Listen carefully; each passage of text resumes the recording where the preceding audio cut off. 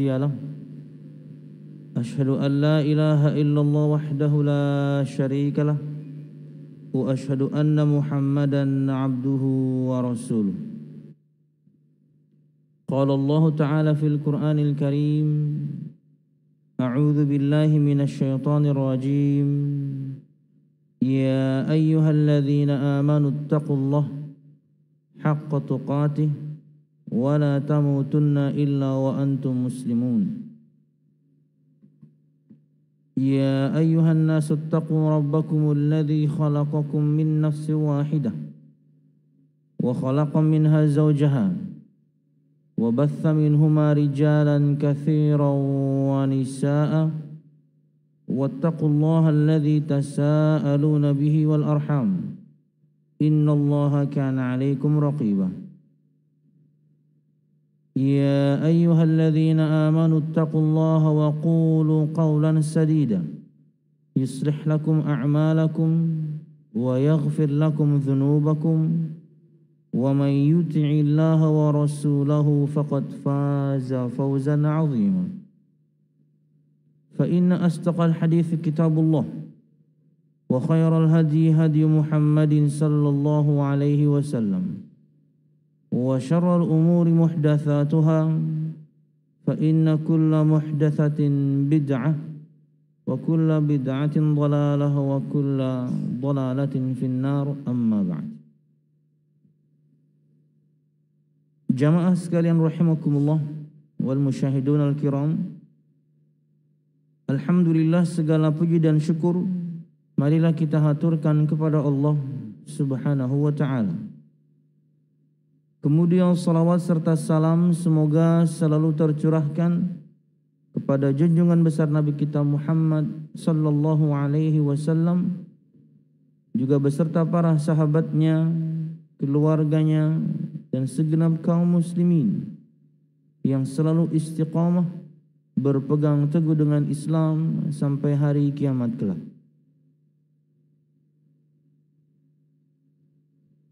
Hadirin jamaah sekalian rahimakumullah wal musyahidun al-kiram, melanjutkan pembahasan kita pada kitab Kaifa Amalahum atau seni interaksi Rasulullah sallallahu alaihi wasallam, karya Syekh Muhammad Shalih Al-Munajjid hafizahullah taala.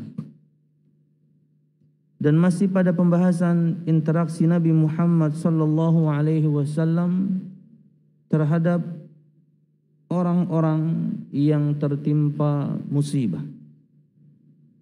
Dan pada pertemuan yang lalu tentunya di kajian yakni online,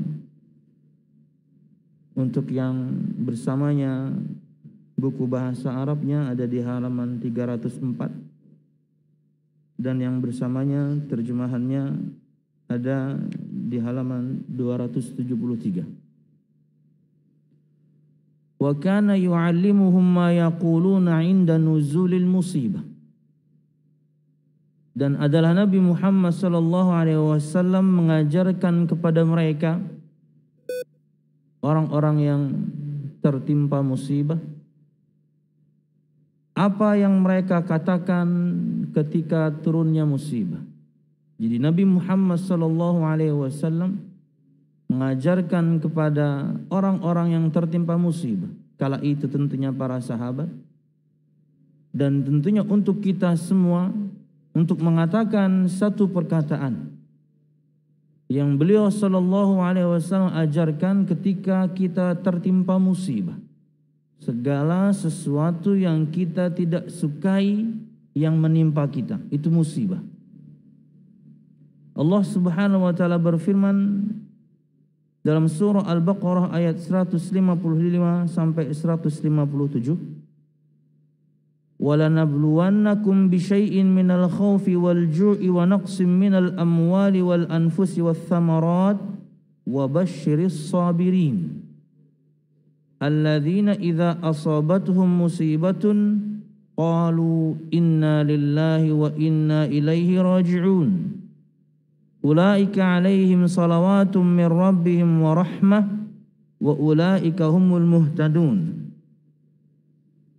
yang artinya adalah dan sungguh kami akan menguji kalian dengan sedikit dari rasa takut, kelaparan, kekurangan harta, jiwa, dan juga kemudian buah-buahan.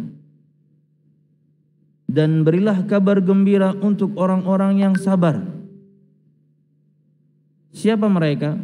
Yaitu orang-orang yang jika menimpa mereka musibah, mereka mengatakan inna lillahi wa inna ilaihi raji'un.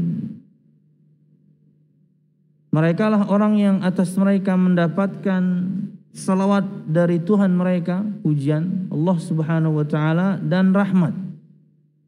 Dan mereka lah orang-orang yang diberikan hidayah. Jamaah sekalian rahimakumullah, inilah kalimat istirja'. Siapapun di antara kita yang tertimpa musibah, sesuatu yang dia tidak sukai yang menimpa dia, dari berbagai macam hal, di antara yang disebutkan oleh Allah Subhanahu wa taala di sini, kelaparan, sedikit rasa takut, tentunya di negeri-negeri tertentu yang mereka tidak memiliki keamanan, negeri-negeri konflik, ada rasa takut, musibah, kelaparan, musibah, kekurangan harta, musibah, nggak suka kita, susah.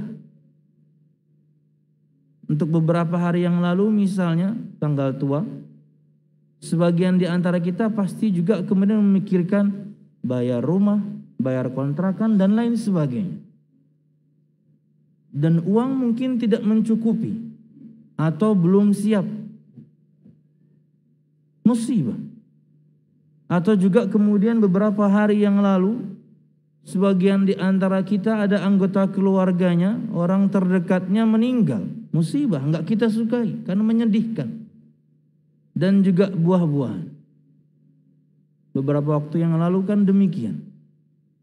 Karena mahalnya misalnya yakni satu buah atau yang lain akhirnya tidak bisa dijual, busuk, musibah untuk para petani. Dan kemudian kata Allah, berikan kabar gembira untuk orang-orang yang sabar, yang mampu menahan dirinya. Sabar itu mampu menahan diri dari 3 hal. 1, hatinya tidak bergumam. 2, lisannya tidak mencela. 3, anggota tubuhnya tidak berbuat sesuatu yang mungkin merugikan dia, na'udzubillah, bahkan mungkin merugikan orang lain.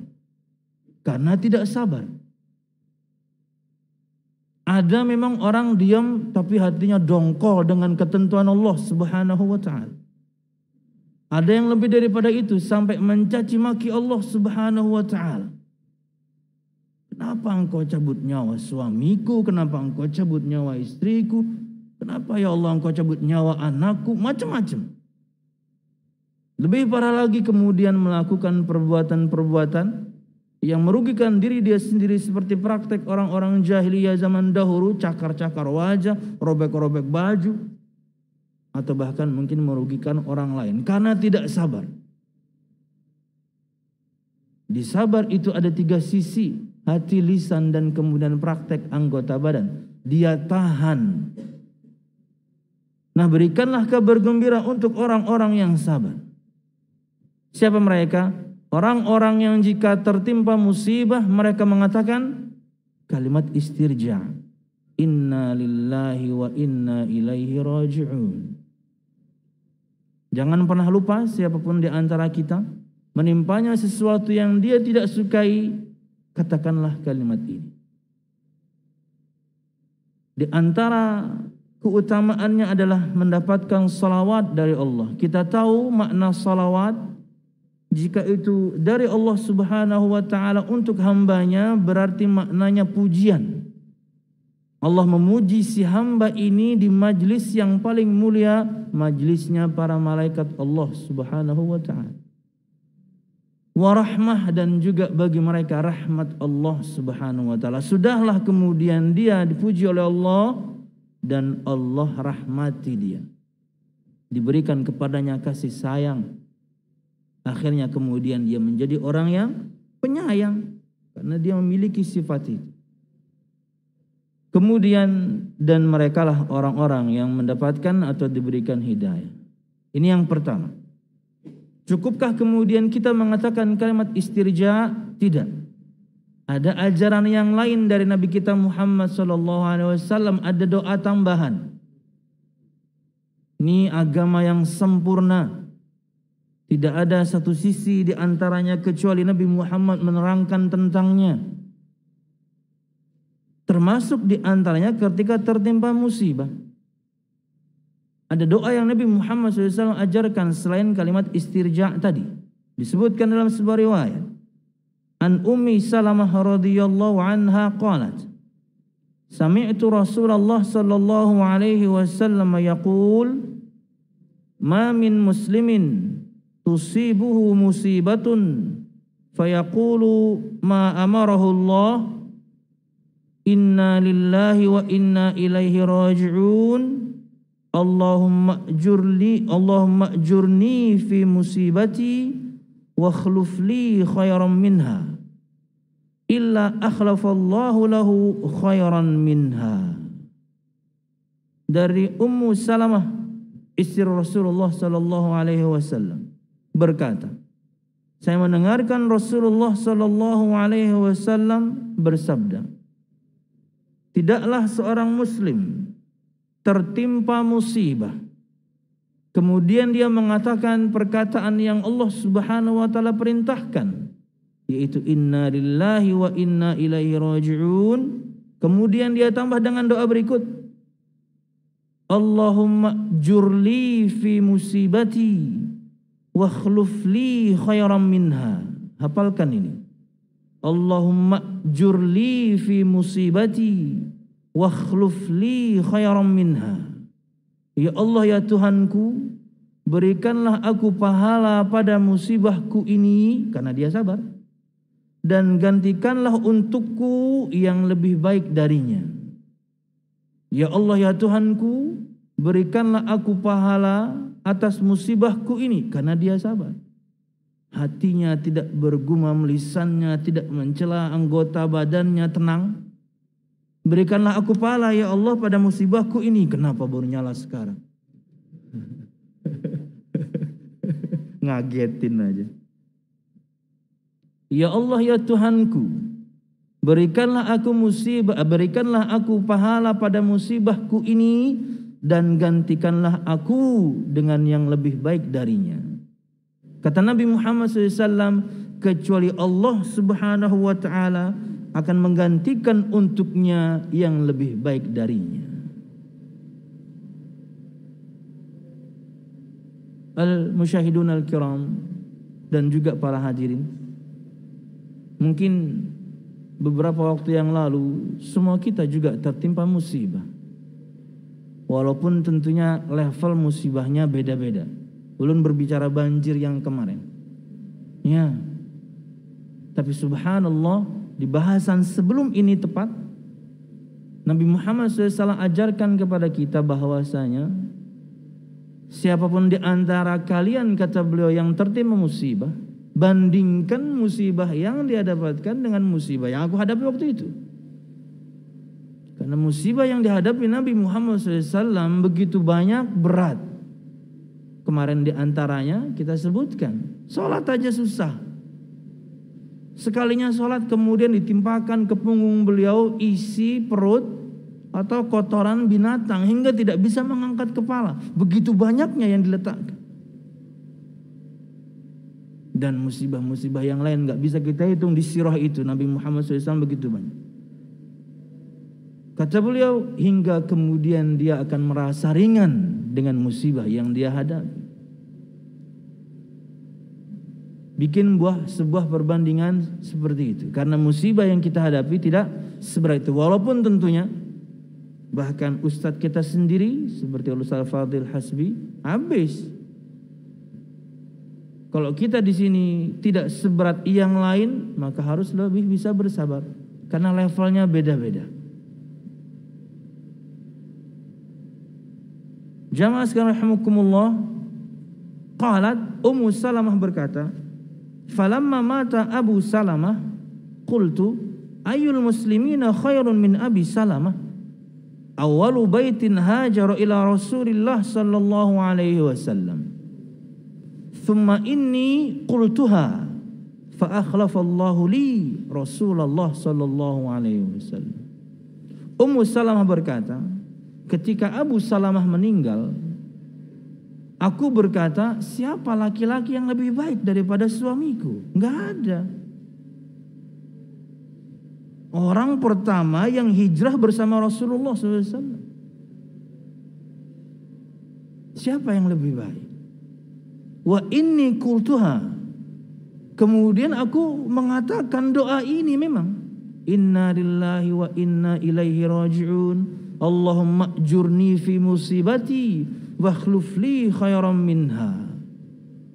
Dan aku digantikan oleh Allah Subhanahu wa taala Rasulullah sallallahu alaihi wasallam. Memang ini hukum asalnya perempuan, dia harus mengatakan bahwasanya manusia terbaik untuk dia suaminya. Dia paling tahu dengan semua baik dan buruknya suaminya. Apalagi misalnya kebaikannya lebih banyak. Ini hukum asal perempuan harus kayak gini. Suaminya terbaik. Suaminya terbaik dengan semua makna. Hingga Anda kemudian tidak membanding-bandingkan. Hingga Anda kemudian lebih bisa bersyukur kepada Allah Subhanahu wa taala. Suami Anda terbaik. Ya. Karena dia laki-laki yang bertanggung jawab, dia penyayang, dia dan banyak sekali kemudian kebaikan suami Anda. Suami Anda, hai para wanita, terbaik. Itu hukum asalnya. Harus seperti itu hingga Anda lebih mudah bersyukur kepada Allah Subhanahu wa taala. Tapi kalau Anda banding-bandingkan terus, Anda tidak pernah bersyukur. Karena suami Anda pasti tidak lebih ganteng dibandingkan yang lain. Karena suami Anda penghasilannya pasti tidak lebih banyak dibandingkan laki-laki yang lain. Karena suami Anda banyak kekurangannya. Tapi kalau Anda camkan di benak Anda, hai para wanita, laki-laki terbaik suami saya, sip. Anda akan memuliakannya, Anda akan menghormatinya, dan Anda akan lebih mudah bersyukur kepada Allah Subhanahu wa taala. Itulah yang ada pada Ummu Salamah kala itu. Siapa yang lebih baik dari suami saya? Enggak ada. Laki-laki terbaik itu suami saya. Rombongan yang pertama kali hijrah, suami saya ada di dalamnya. Laki-laki terbaik sudah suami saya. Wa inni qultuha. Dan sesungguhnya aku ketika dia meninggal, aku mengatakan doa ini. Istirja inna lillahi wa inna ilaihi raji'un. Kemudian Allahumma ajurni fi musibati. Ya Allah, berikan aku pahala pada musibah yang menimpaku. Wa akhlif li khairan minha. Dan gantikan untukku yang lebih baik daripadanya. Diganti dengan manusia, makhluk bahkan terbaik sejagat raya, Rasulullah sallallahu alaihi wasallam. Wallahu a'lam bissawab. Wallahu a'lam bissawab. Termasuk di antaranya, siapapun di antara kita misalnya meninggal darinya suaminya, meninggal darinya istrinya, baca doa. Karena ganti dari Allah enggak mesti kemudian mungkin pasangan. Ada mungkin kebahagiaan yang lain, ada mungkin nikmat yang lain. Wallahu a'lam bissawab. Kemudian, nah itu bahasan rekap ya. Di 15 menit ke depan kita sebutkan bahasan yang baru. Wa kana yanhahum 'anid du'a'i 'alan nafsi inda wuqu'il musibah. Bahasan ini di terjemahan enggak ada, Pak Saiful. Bahasan ini di terjemahan enggak ada. Karena ulun baru tahu bahwasanya terjemahan ini diambil dari yang bahasa Inggrisnya. Jadi tulisan Syekh Al-Munajjid ini sudah diterjemahkan duluan dalam bahasa Inggris. Nah, terjemahan bahasa Indonesia ini patokannya yang bahasa Inggris itu, bukan kitab asli bahasa Arabnya. karena mungkin keterbatasan penerjemah kita tidak tahu. Ada beberapa bab, ini bukan satu kali, banyak bab di sini di terjemahan bahasa Inggrisnya tidak dicantumkan.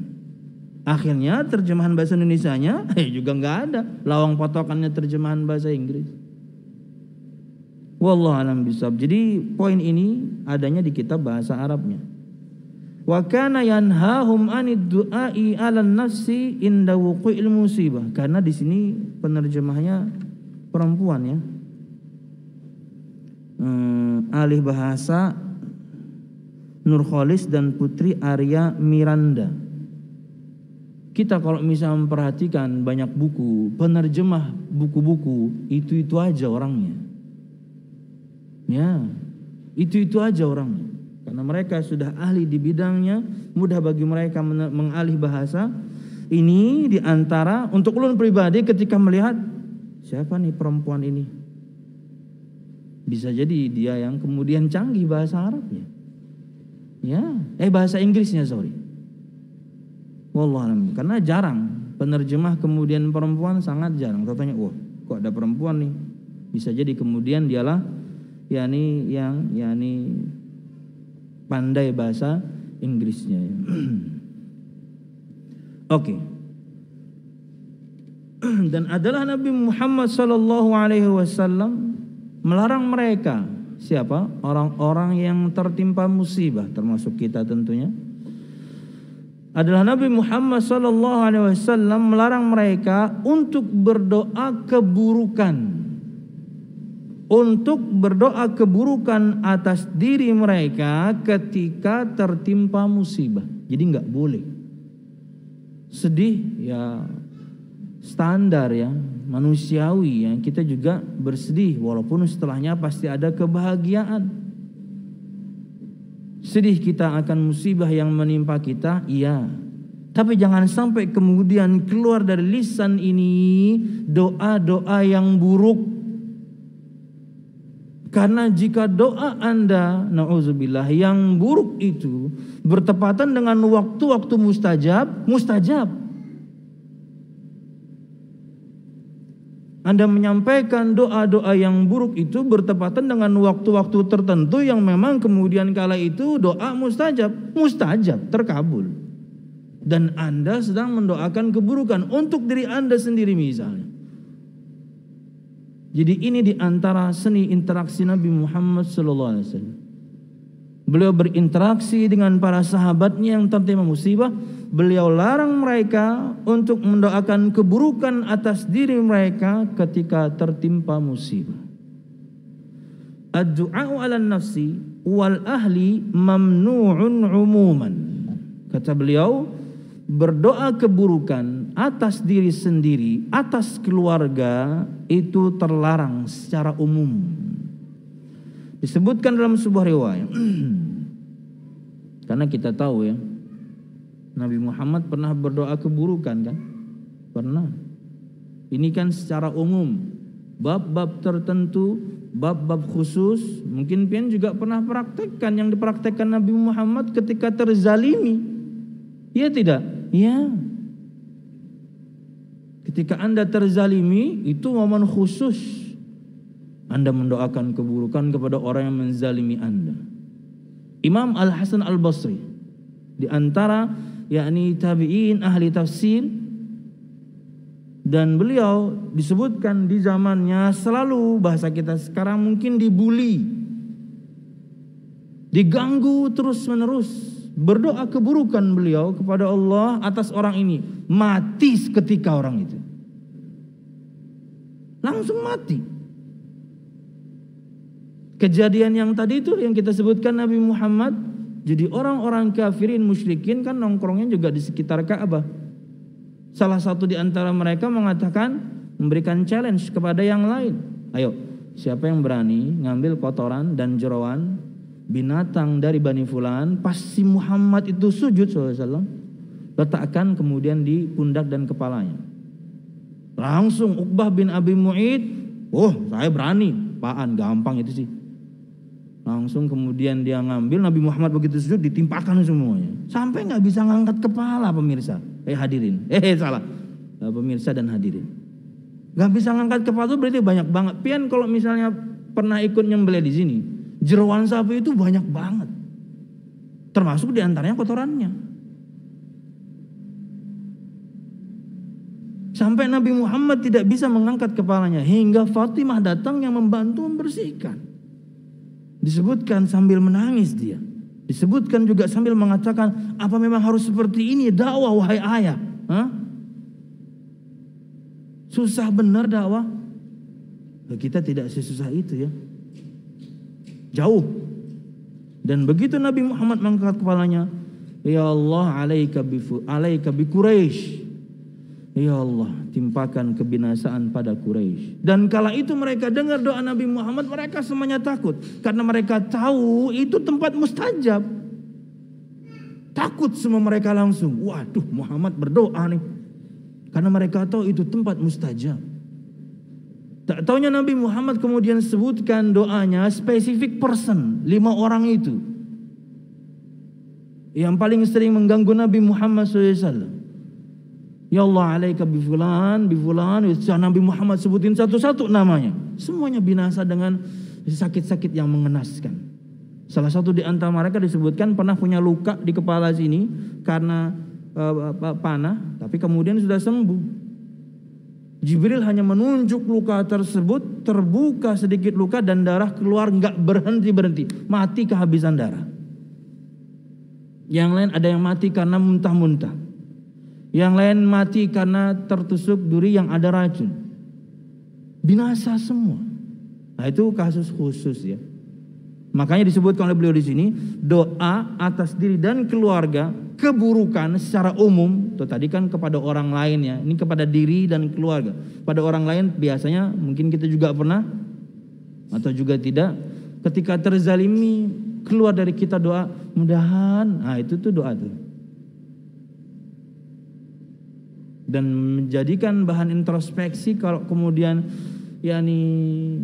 kita tertimpa keburukan gitu ya, bisa jadi itu adalah pengkabulan dari Allah atas kezaliman kita kepada orang. Jadikan bahan introspeksi.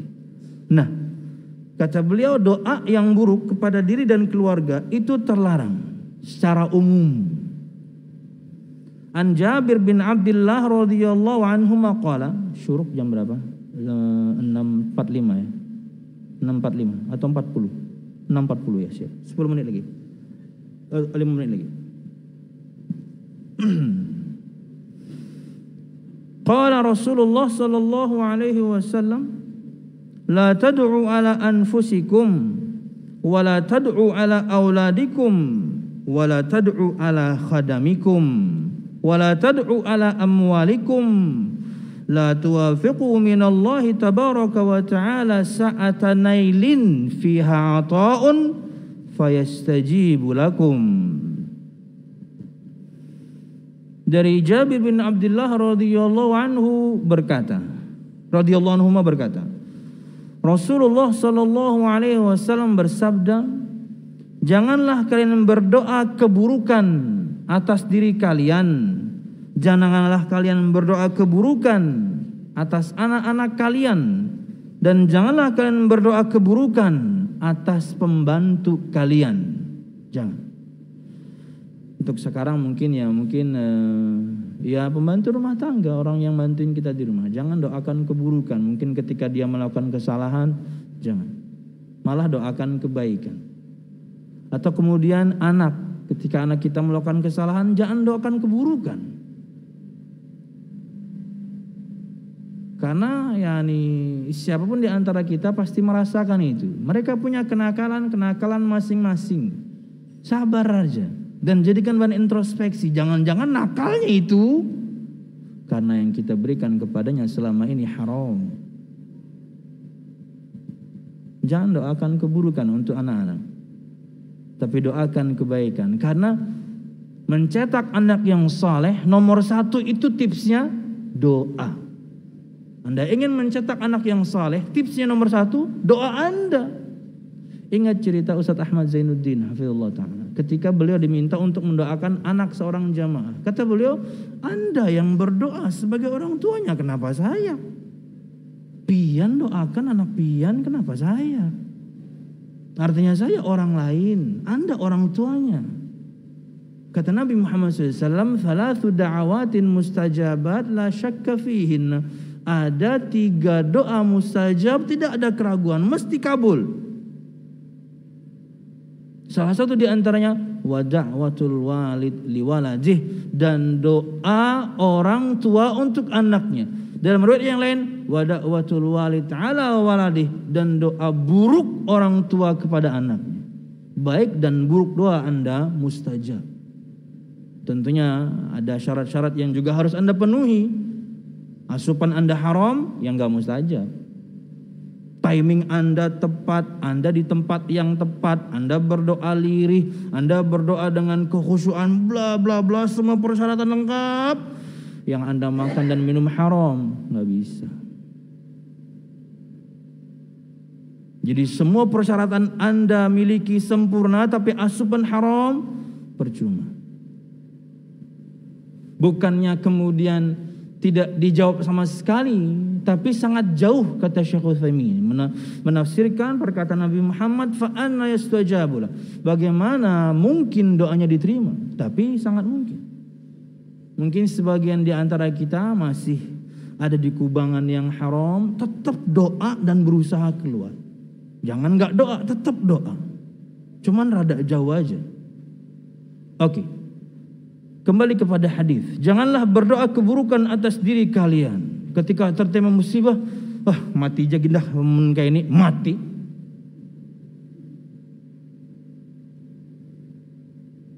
Misal gitu ya, misalnya. Wala tad'u ala auladikum, dan janganlah berdoa keburukan untuk anak-anak kalian. Dasar anak setan, jadi setan pian karena anak setan. Jadi Anda jadi langsung jadi hantu. Dasar anak setan, tak angkat awaknya, langsung jadi hantu. Itu dari mana kaidah itu ya? Pokoknya mun hantu tuh kada berjajak ke tanah ya, itu dari mana itu ya? Makanya yakni ketika seorang nadhor itu yang dilihat tuh kaki si akhwat. Jangan wajahnya, kakinya. Berjajak manusia berarti. Mun ngambang berarti ya iya. Hampir sukses saya tanpa jokes ya, tapi keluar juga ya. Tapi lumayan ya, ada yang meresponnya. Kalau kemarin-kemarin 1 orang 2 yang merespon. Dan kadang kalau nggak lucu, Davidnya diem aja. Pit lucu, Pit diem aja di bawah. Jadi ada standar jokes yang David terkadang tertawa, kadang tidak. Kadang ketika saya ngejokes dia mungkin kadang-kadang juga bisa ngantuk. Apa ya? Tapi David, barakallahu fi. Dan janganlah berdoa keburukan atas pembantu kalian, jangan. Doakan kebaikan. Karena selama ini dia telah membantu, banyak hal yang dia bantu, maka bersyukurlah. Dan sah-sah saja itu kemudian Anda miliki, punya pembantu. Dan janganlah berdoa keburukan atas harta kalian. Nah ini, jangan sampai. Karena ada waktu-waktu tertentu yang ketika berdoa kita pada waktu tersebut mustajab.